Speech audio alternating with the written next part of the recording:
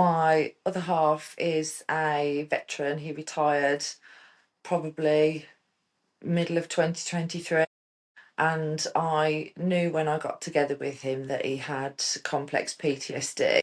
And I knew that a good portion of it came from his past life, his childhood, and the impact that that has had on him throughout his life. And when he retired, everything started to sort of slide. He lost his routine, his discipline, essentially what I think had been his comfort zone for nearly 24 years. And life as a civvy with such complex PTSD from a number of different things was really hard for him. And the impact that that had on me was quite significant. It was really difficult for me to navigate his moods, his anxiety, his depression, how up and down things could be from day to day. And when we were still in the military support, we had a really fabulous GP who held my hand for a number of years to help Tom get the support he needed. But when he came out, we lost all of that, and I didn't have anywhere to turn where I could talk openly about my experience of being with my other half and how all of that was impacting me. Because some of the things that come with such complex PTSD are addiction, and my other half's addiction is alcohol. And it's okay to talk to friends and family about different bits and pieces, but there's always the fear of the judgment as to whether they're going to understand, whether they can relate. And it was after a referral to a psychiatrist that we were first put in touch with Op Courage and then onto the Ripple Pond. And that's where I found my safe space. And I've been in the Ripple Pond now for 6 months, and honestly, it's been a game changer for me. I've never felt more understood, less judged, and more safe to just talk about anything and everything. On any given day, it could be different. And whatever those feelings are, whether they're good, whether they're bad, somebody in that group can relate, and there's no judgment. There is just understanding and support. And that has made all the difference for me, honestly. And it's something I'm so grateful to have, but wish I'd have found so much sooner, because we've been together nearly 7 years now.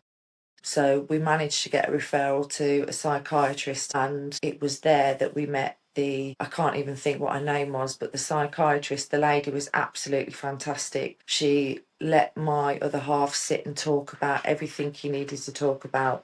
By the time we left that appointment, we'd got a list of support that each of us could reach out to. And she straight away suggested Op Courage. She straight away suggested the Ripple Pond.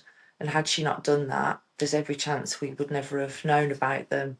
So that was a real big change for us. And we went to meet a guy from Op Courage on the back of that psychiatry referral, and he sat down with both of us together and let my other half talk and asked me about my experience. And he then made the referral for me through Op Courage to the Ripple Pond, and separately also made some referrals for my other half to places such as Tom Harrison House, where there's specialist treatment for veterans and other military personnel suffering with PTSD, complex PTSD and addiction. So we left that second meeting with a raft of support, and those two appointments together really set the tone for me and helped me find this pathway to get the support from you guys. Once those referrals had been made, I didn't really have to do anything. Everybody reached out to us, everybody got in contact with us and offered us the support, and that made it so much easier. It was so accessible, and it was almost instant. I can understand why some people find it hard and intimidating and almost feel like, oh, if I take that referral, it means that something's wrong, or I'm not doing enough for myself, or I need something. And it helped me realise that I'm only human. I can't carry everything on my own for both of us. And once that referral came through, my initial feeling was a little bit of anxiety. Is it going to be as good as it sounds? Is it going to do what it says on the tin when I actually get in there? What if I need to share something and it shocks people? Or I'm on completely the wrong tangent for what this group is for. So that was actually quite intimidating, but I was made to feel completely welcome. I was messaged initially to start a conversation with somebody to ask if I'd like to join different groups for things, and it was very gentle, very nicely handled, and it was such a patient and kind process that it helped me relax into feeling safe and trusting that they were going to help me and I was going to find that outlet that I needed. So it was a relatively easy process, and I was handheld into it to make it gentle, and it just felt great right from the start. It took all the nerves away. There are lots of bits and pieces actually that I find really helpful. The main group itself, so I'm in a regional group, so for people within a certain area of where I'm located, and straight off the bat, there are invitations for things like wellbeing workshops and other things that help you focus on you. There are other family members in that group who are supporting their partners in similar ways to me, and watching them share their stories in a WhatsApp group because they're having a really awful day and they need somebody to understand. Listening to some of those messages and reading some of those messages, it made me realise straight away just how open the people were. And it was sitting back for a few days and acclimatising almost to see what other people were sharing helped me set the tone for when I needed to share. And it was brilliant. Another part of what they've offered me is other groups that I can join that are like offshoots of the main group. So I've joined a book club, I've joined a craft club, there's a gardening club that I've joined. And that's been really supportive because ongoing with all of this, I've also lost my mum to cancer quite quickly during the same time frame. And she was going to be the green fingered person that helped educate me on how to look after stuff like that. And losing her has had a massive impact on me in a different way. But having that offshoot from the main group where I can learn little bits and pieces and bring my focus to something more positive has been really, really important to me. So yeah, the options are almost endless. So you have the main group for support, but then you have different interest groups that you can join, and you get the same level of support and freedom to be yourself and express what you need to express in those groups, which is just lovely. Knowing that you've got somewhere to go, something to join in with is brilliant, because it can be quite isolating, it can be quite lonely when you can't share exactly how you feel or exactly what's happened in a given day. It's not all doom and gloom. It's not all misery, sadness, anger, frustration, all those feelings that we feel and hold in. It isn't just that. It is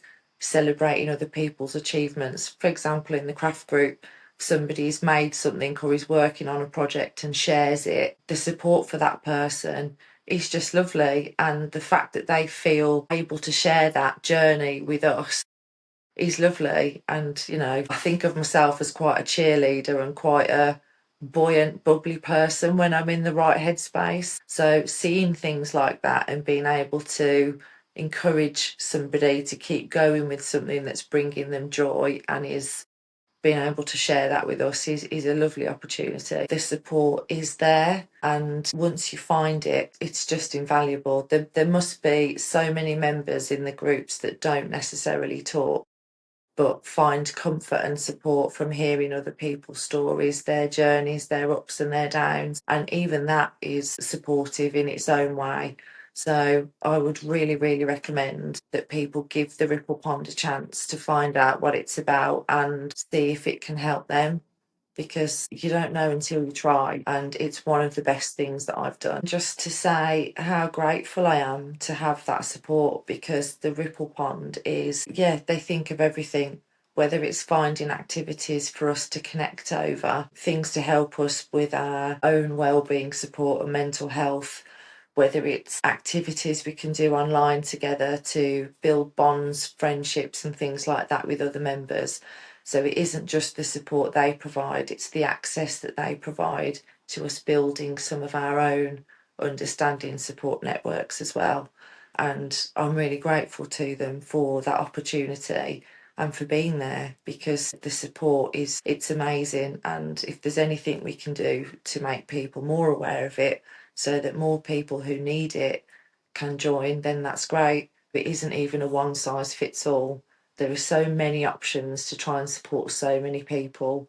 I've recently helped on a project for trying to explain complex PTSD and things like that to children of different key stages. So I worked in a family support group with that because it's so important that the information is out there to help parents, carers, whoever, explain things like those illnesses to younger minds who can't understand things in the same way as adults. So they really do try to think of everything and provide support to as many people as they can. Just reach out and connect with somebody, because the main thing that put me off doing anything for a long time was the fear of judgment, and there is none.